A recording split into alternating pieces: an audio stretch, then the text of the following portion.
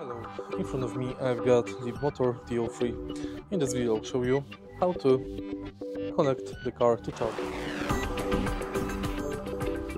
Connect the car to charger. First, you take a look at the front of the car. Push here to open the charger. Right here we've got one charging port and the second charging port. Prepare charger.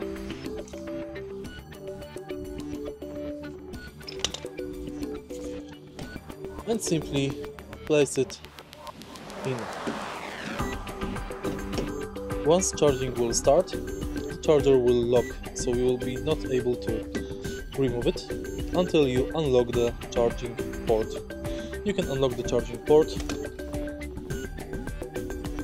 via screen display settings. If you find this video helpful, please like, comment and subscribe.